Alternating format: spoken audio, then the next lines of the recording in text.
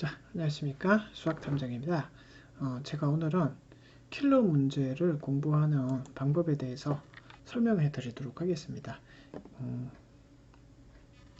킬러 문제는 보통 그 2010년도 그 2010년도가 좀 넘어가면서 그때부터 킬러 문제들이 조금씩 보이기 시작했습니다. 킬러 문제 그 정답률이 한 2010년도에서 2014년, 15년도까지는 보통 한 킬러 문제라고 하더라도 10%에서 20% 사이였는데요. 그리고 2015년 이후부터 29번, 30번, 특히 30번 문제가 정답률이 이제 5%도 나타나고 2016년 이후에 나타난 그 수능이나 모의고사 그 킬러 문제라고 불리는 30번 문제 정답률을 살펴보면 2017년도에 그게 1% 수능 문제를 저는 기억합니다. 그리고 모의고사도 2%와 5% 문제가 그 이후로 자주 등장을 했고요.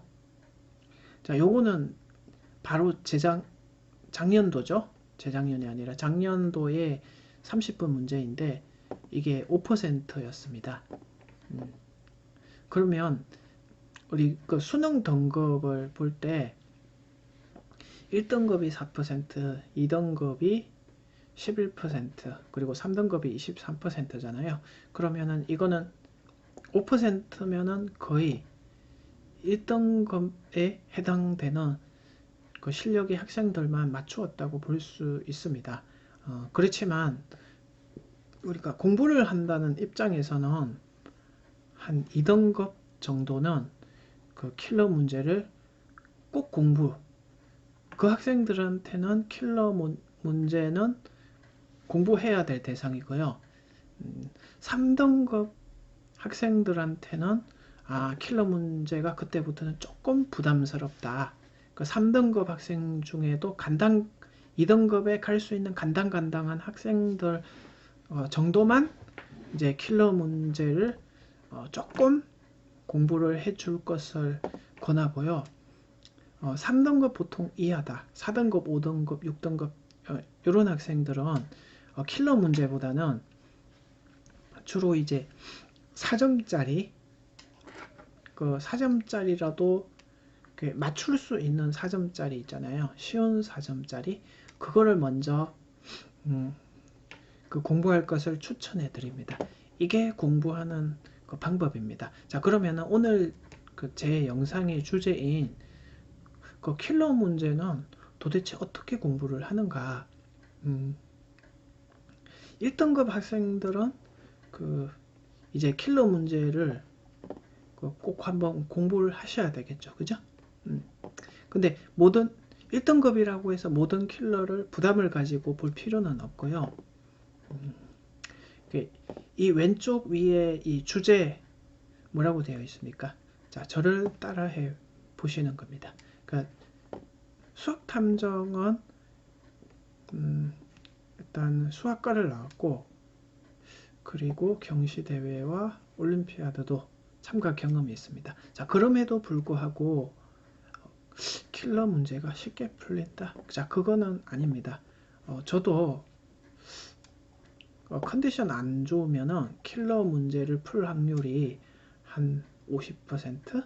그러니까 두 문제 중에 한 문제는 그 못 풀 확률이 있다는 겁니다. 물론 제한된 시간 안에 얘기입니다. 30분 정도 안에 못 풀고 좀 더 시간이 주어지면은 풀 확률이 그냥 높아질 뿐이지 그 잔실수도 나오고 그래요. 그래서 킬러 문제는 어떻게 공부를 해야 될까? 저는 구체적으로 이 문제를 통해서 보여드립니다. 저기 1, 2, 3, 4번을 보시면은 이 문제를 푸는 그 단계가 나와 있습니다. 자, 간략하게 제가 소개해 드리면은 이 가번 조건과 납은 조건에서 납은의 x에다 0을 넣으면은 g1이 반드시 0이 되고요. x의 정수를 대입하면은 모든 정수 k에 대해서 gk는 0이라는 게 나오고요. 2번은 요 파란 공식을 통해서 납은을 미분을 해서 나옵니다. 그리고 3번은 어떻게 나온 거냐면은 가를 미분한 식과 나를 양변을 미분한 2번 식을 엮어서 나온 계산입니다. 그래서 그러면은 특히 요 우변에 1차이 나는 x 더하기 1과 x의 그 적분을 통해서 0부터 1까지를 알면 2부터 3까지 fx를 알 수 있습니다. 이걸 수능 영역에서 추론 능력이라고 그러는데요. 자, 추론 능력은 고난이도 문제를 풀기 위해서 반드시 길러야 하는 그런 능력입니다. 자, 추론은 딱히 유형이 없고 사실은 경험의 축적, 네, 그것도 필요합니다. 제가 말하는 경험은 이 문제는 이런 상황이 되었을 때 이런 상황으로 추리해서 풀어야지. 추리 소설 있죠. 그죠? 그것처럼 이런 상황일 때는 이렇게 해서 푸는 것이 맞다라고 추리해서 푸는 거 있잖아요. 이게 고난이도에서는 꼭 필요한 능력인데, 일단 평소에 경험을 쌓아야죠. 비슷한 상황이 되었을 때 그렇게 해결할 수 있도록. 네. 그래서 주제는 뭐냐면요. 결국은 저는 이 문제를 4단계로 이렇게 나누었습니다. 그죠? 잘게 쪼갠다는 것은 그 풀이 과정에 그 단계들이 있고 그 문제를 푸는데 필요한 세밀한 이런 공식들, 그리고 3번 과정에서는 계산을 해서 부분 적분법도 여기 들어가죠. 이 부분들. 그러면은 각 단계별로 꼼꼼하게 보셔야 됩니다. 예를 들어서 1번은 물론 해설지를 보면은 알 수는 있습니다.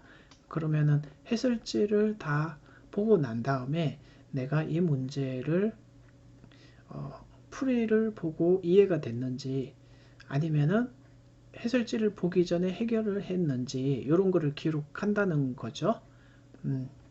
그리고 뭐 2번 단계에서 내가 뭐 이 공식을 알았다 몰랐다, 아니면은 공식은 알고 있었는데 이 미분할 생각을 못했다라든지 그런 과정을 하나하나씩 다 체크를 해 놓는다는 겁니다. 모든 과정을 싹 다 적어 놓고 내가 생각 못한 부분은 무엇 때문에 생각을 못하게 됐는지, 만약에 개념이 부족했다라고 하면 그 개념을 찾아서 꼭 공부를 해 놓으셔야 된다는 겁니다. 그리고 문제를 해결할 때 내가 못 떠올렸던 개념이나 생각은 무엇이었는지 이거를 하나하나 확인을 다 하시라는 겁니다. 그러니까 꼼꼼하게 요거를 분석을 해내려면은 잘게 저렇게 풀이 단계를 다 적어 놓고 뭐가 부족해서 못 풀었는지를 생각을 하시고, 그리고 뭐 답안지를 보던 선생님 설명을 듣던 다 이해를 했다면 거기서 끝나서는 안 되고 반드시 자기가 풀 수 있는지 몇 번이고 확인을 해야 이게 완전히 내가 킬러 문제를 풀 수 있는 그 기초가 된다는 겁니다. 그러니까 킬러 문제라고 해서 킬러 문제를 막 푸는 학생이 있는데 제발 그러지 마시고 그 킬러 문제를 저렇게 쪼개 가지고 내려가는 겁니다. 저 항목들 중에 내가 부족한 부분을 찾는 것이 킬러 문제를 공부하는 핵심이라고 합니다. 제가 핵심은 맨 마지막에 말씀을 드렸죠. 잘게 쪼개서 부족한 개념을 찾아서 그 개념을 공부하는, 이게 킬러 문제를 공부하는 핵심입니다. 자, 오늘도 여러분의 수학 실력 향상을 응원합니다.